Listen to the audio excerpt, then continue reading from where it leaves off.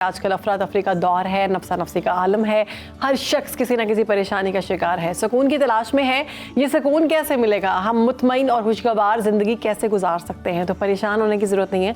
कुरान मजीद फुरकान हमीद हमारी हिदायत और कामयाबी के लिए उतारी गई है, जिसमें दीनी और दुनियावी कामयाबी के लिए समाजी और माशरती आदाब बयान किए गए हैं।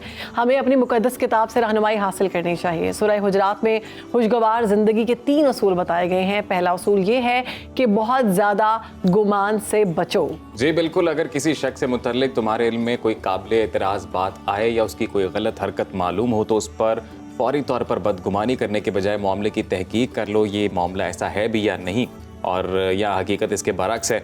तो दूसरा असूल ये है जी खुशगवार ज़िंदगी गुजारने का कि ज़्यादा तजस्सुस ना करें, किसी की ज़्यादा टोए ना, ज़िंदगी में क्या चल रहा है, लोगों की खुफिया बातें और ऐब जानने की कोशिश ना करें। बल्कि हदीस मुबारक भी है इस हवाले से कि जो बंदा दुनिया में दूसरों की पर्दापोशी करता है, अल्लाह ताला क़यामत के रोज़ उसकी पर्दापोशी करेगा। तो ज़्यादा तजस्सुस से भी बचें। और खुश रहने का जो तीसरा और बड़ा ही बुनियादी असूल है, इससे पहले हम एक दफ़ा प्रॉपर इस पर इन डिटेल बात कर चुके हैं, और वो है जी गीबत, कि गीबत से बचें।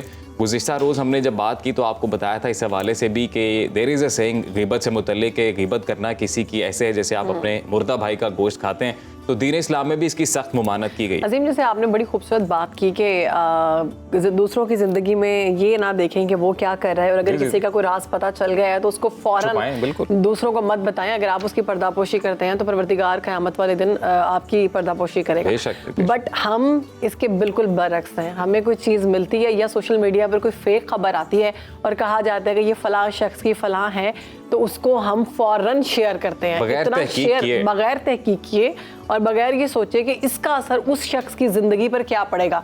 हमें इससे कोई सरोकार ही नहीं है। हमें ये पूछना ही नहीं कि क्या हमसे भी पूछा जाएगा कि ये चीज़ जो हम कर रहे हैं, हम इस गुनाह में कितने अब इससे हम ये दो धारी तलवार बन गई। एक तो ये कि हम अपनी ज़िंदगी तो बेसुकूनी कर ही रहे हैं, दूसरों की ज़िंदगियों में ज़्यादा झांके और अगलों की भी ज़िंदगी बेसुकूनी कर रहे हैं। एग्जैक्टली। तो बचे जी इन सारी चीज़ों से। इसी तरह से आप खुशगवार और पुरअमन ज़िंदगी गुजार सकते हैं। ये आज की हमारी अच्छी बात है।